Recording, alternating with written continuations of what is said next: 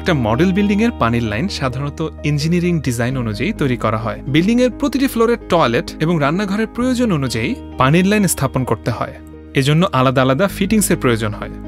আপনাদের প্রয়োজনের কথা বিবেচনা করে আরএফএল বাজারে নিয়ে এসেছে বিভিন্ন ধরনের ইজি পাইপ ও ফিটিংস, যাতে করে আপনারা আপনাদের প্রয়োজন অনুসারে কিনে নিতে পারেন। এখন আমরা আপনাদেরকে উল্লেখযোগ্য আরএফএল ইজি পাইপ ও ফিটিংস এর সাথে পরিচয় করিয়ে দিচ্ছি। আমেরিকান এএসটিএম স্ট্যান্ডার্ডে তৈরি আরএফএল ইজি পাইপের দৈর্ঘ্য 3 মিটার।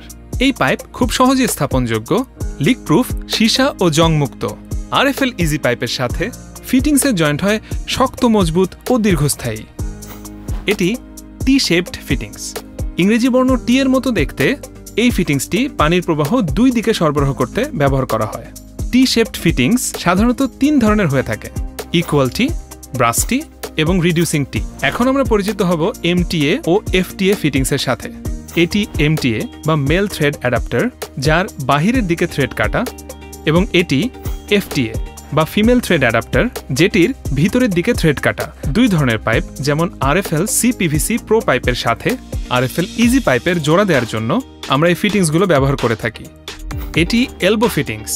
ইংরেজি বর্ণ এল এর মতো দেখতে এই ফিটিংসটি পানির ফ্লো 90 ডিগ্রি অ্যাঙ্গেলে ঘোরাতে সহায়তা করে। এই ফিটিংসটি সবচেয়ে বেশি ব্যবহৃত হয়। এটি কাপলার। এই ফিটিংসটি দুটি সেম ডায়ামিটারের পাইপকে জোড়া দিয়ে পানির লাইন দীর্ঘায়িত করতে ব্যবহৃত হয়। এটি ইউনিয়ন।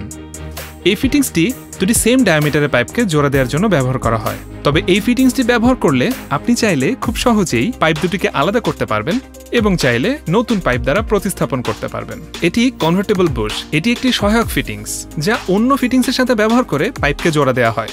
এটি ক্রসটি। পানির লাইনকে 3 দিকে প্রবাহিত করতে এটি ব্যবহার করা হয়। এটির ইনলেট একদিকে, তবে আউটলেট 3 দিকে। এটি এন্ড ক্যাপ। পাইপের লাইনকে বন্ধ করতে এটি ব্যবহার করা হয়। এটি রিডিউসার। এটির মাধ্যমে বড় ডায়ামিটারের পাইপকে ছোট ডায়ামিটারের পাইপে কনভার্ট করতে ব্যবহার করা হয়। এটি বল ভালভ। এই ফিটিংসটি খুবই গুরুত্বপূর্ণ, কারণ পানির সরবরাহ নিয়ন্ত্রণ করার জন্য এই ফিটিংসটি ব্যবহার করা হয়। এটির মাঝখানে একটি বল থাকার কারণে এটির নাম বল ভালভ। এটি ট্যাঙ্ক কানেক্টর। ট্যাঙ্ক থেকে সরাসরি আউটলেট বের করার মাধ্যমে এটি পানি সরবরাহ করে থাকে। এই ফিটিংসটি ব্যবহার করলে অতিরিক্ত একটি এফটিএ ব্যবহারের কোনো প্রয়োজন পড়ে না। এটার নাম পাইপ ক্ল্যাম্প।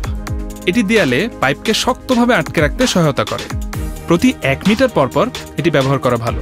এবার আপনি আপনার প্রয়োজন অনুসারে আরএফএল ইজি পাইপ ও ফিটিংস কিনুন আপনার নিকটস্থ দোকান থেকে, আর লিক প্রুফ থাকুন আজীবন।